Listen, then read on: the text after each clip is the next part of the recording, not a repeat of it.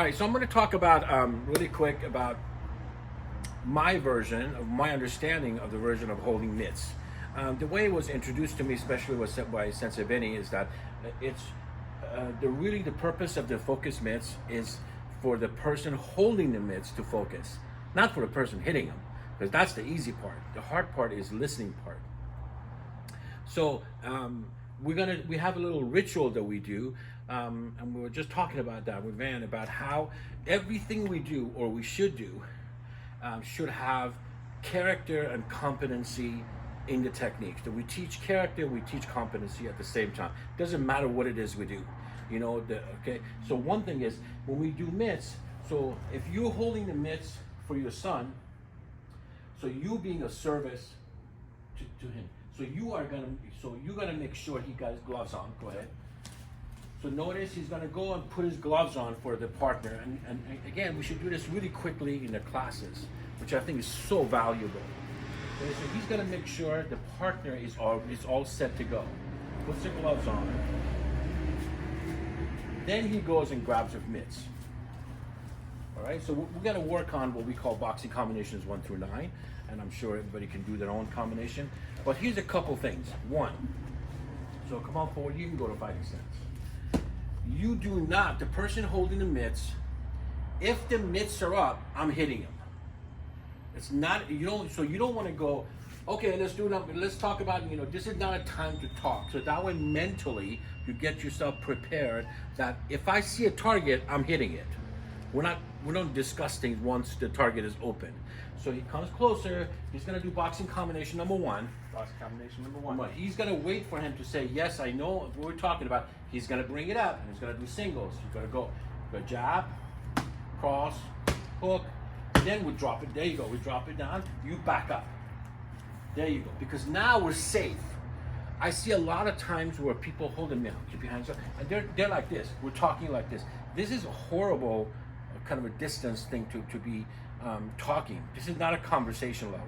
So whenever I do my thing, you want to get out, he'll drop it. Then he'll go, okay, number 2. So get ready for number 2.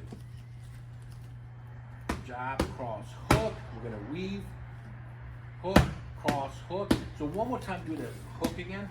Just a hook. Oh, yeah, just a hook. Right, stop. Do it again. Go for his chin line, okay, not for his head. Right there, there you go. Now remember, you want to wind and unwind. So what that means is that, move over please. So when he hooks me, so as a matter of fact, I call this, so a lot of people call it weaving, I call it loading. So if I'm here, guess what? I'm loading and my power is gonna come from my legs. Then I unload, then I move on with the rest of my combination. So look at the weave as loading and unloading. Again, this goes back to the same thing. The concept of listening is much more difficult than talking. And there's many different styles of listening. All right, so just to name a few, we were talking about that a few minutes ago with you, right? Yeah. So one of the types of listening is ignoring, literally. Like I'm sure you've done that to your dad a couple times. Like you'd be talking to someone, you just literally ignore them. Like, okay. The other one is pretending. Okay, so pretending will be like, yeah, of course. Yeah, dad, or whatever, right? Okay. The other one, so you're listening to him, you try to probe it out of him. Like you try to ask questions. Like your dad might do that to you sometimes. Hey, how's your day? You go, fine. And he's like, well, what'd you do? You try to ask you questions, right? One way of listening. I don't know how valid that is, but it is a type of listening.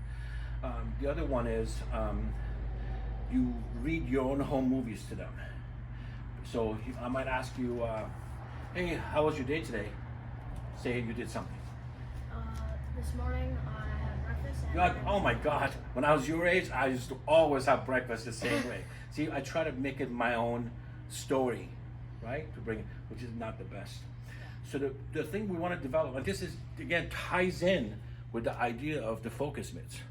This is all when we teach the character and competency at the same time. The greatest way to listen is empathic. What that means, I don't think about responding, right? I just think about, oh, so when I'm holding the mitts, so I'm holding the mitts for you. I'm going, oh, okay, look at the weight distribution from his hand is pointing straight up. That means it's gonna be, his jab is not gonna be very straight.